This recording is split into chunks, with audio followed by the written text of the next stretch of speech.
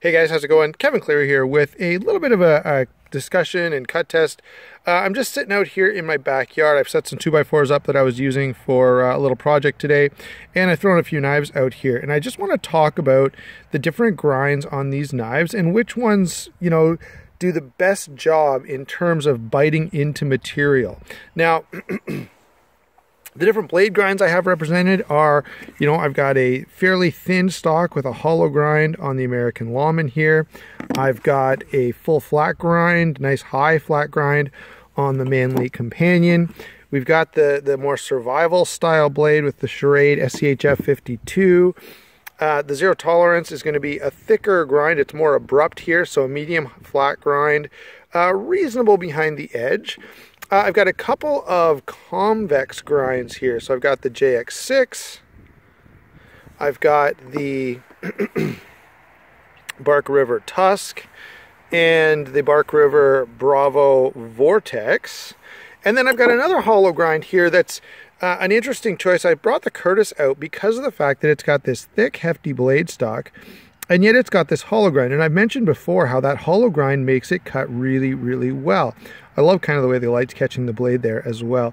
So anyway, what I'm going to do, I've just got a 2x4 here because when I was doing some experimenting with this earlier, I used a stick and I just found that it was more visible on here. So let's start out with some of the knives that I don't think are going to perform super well. The Schrade is, a big heavy knife. It can definitely do some chopping. You don't normally think of this as a really sort of fine detailed work type knife, but you can see I can get some decently fine curly cues going there. Now the one advantage you do have with a knife like this is you can really get a hold of it.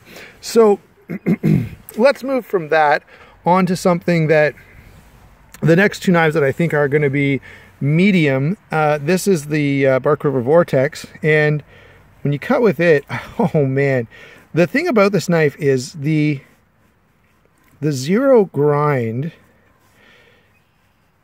makes it just takes some getting used to. It really wants to cut deep very, very easily. And if I want to just do a shallow cut with it, I really have to be careful. But when I get it, yeah, it really wants to cut deep all the time. There we go.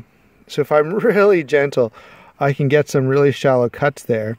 But one of the interesting things is these blades are so thin behind the edge that they end up biting really, really kind of deep, really fast. I'd expect something similar from the Tusk here. And again, it wants to just bite hard. And you really have to take your time and pay pretty close attention to what you're doing. It's a little easier to maneuver than the larger knife, but again, it wants to bite like crazy. Switch over here to the JX6 and see if we get anything different. Because of the thinner grind, yeah, but see that zero grind, man, it wants to bite. If you're really careful, there you go. I can get some thin little sort of curly cues off it. So those are the blades that I kind of thought might be less than stellar. Now I want to see between that and a hollow grind. The nice thing about a hollow grind is you get that nice thin edge, and it stays thin for a little longer than a full flat grind. And with the V grind, the geometry is not as inclined to bite. That is, it doesn't want to go deep into the wood really hard, really fast. You can kind of adjust the angle and take a shallower cut. Okay, now you can still do that with the Bark River.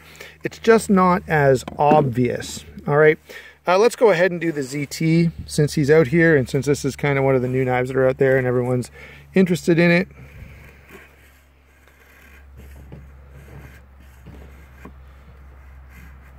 There you go. Now you can see I'm having to push just a little bit harder than I did with the Curtis, but it still works pretty well. And this is not a thinly ground blade. This is not going to slice apples really well. It's pretty thick. Not that I haven't sliced a lot of apples with it, but I'm kind of projecting there a little bit just from experience. Another blade that's going to do pretty nicely in this roll is the American Lawman. It's going to do pretty nicely in just about anything. I love the American Lawman. As a utility knife, it's just fantastic. And there we go. Well, due to my lack of concentration, this isn't going as well as I'd hoped, but I think you'll be able to see there that it works pretty well. Almost done here. I'm going to pull out one other knife and just talk about how it performs. This is the Manly Peak. This guy was sent to me for review, and I have been really liking it. Much lighter than some of the other knives that we've been looking at.